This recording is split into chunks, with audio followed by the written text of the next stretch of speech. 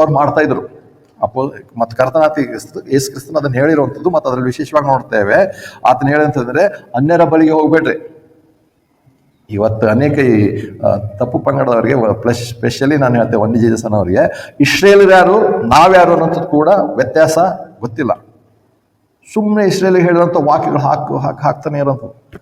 ನಾವೇ ಬೇರೆ, ನಮ್ಗೆ ಹೇಳಿರುವಂಥ ವಾಕ್ಯಗಳು ಬೇರೆ, ಇಸ್ರೇಲಿಗೆ ಹೇಳಿರುವಂಥ ವಾಕ್ಯಗಳು ಬೇರೆ. ಇಸ್ರೇಲಿಗೆ ಹೇಳಿದ್ರೆಲ್ಲ ವಾಗ್ದಾನ ತಗೊಂಡು ನಮ್ಗೆ ಆಗ್ತವೆ ಸುಳ್ಳು ಬೋಧನೆ.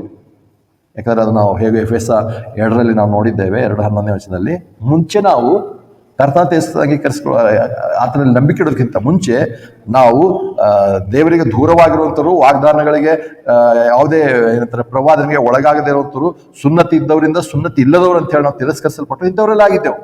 ಅದು ಇವ್ರು ಹೋಗಿ ನಾವೇ ಅಬ್ರಹಾಮನ ಮಕ್ಕಳು, ನಾವೇ ಇಸಾಕನ ಮಕ್ಕಳು, ನಾವೇ ಯಾಕೋಬನ ಮಕ್ಕಳು, ಪಾಪ ಅವರೆಲ್ಲಿದ್ದಾರೋ ಗೊತ್ತಿಲ್ಲ, ಇವರೇ ಅಂತ ಹೇಳ್ತಾರೆ. ಸುಳ್ಳು ಬೋಧನೆ. ಇಂಥ ಸುಳ್ಳು ಹೇಳಿದ್ರೆ ಮತ್ತೆ ಅದಕ್ಕೆ ಕೆಲವರು ನಂಬಿ ಅದಕ್ಕೆ ಲೈಕ್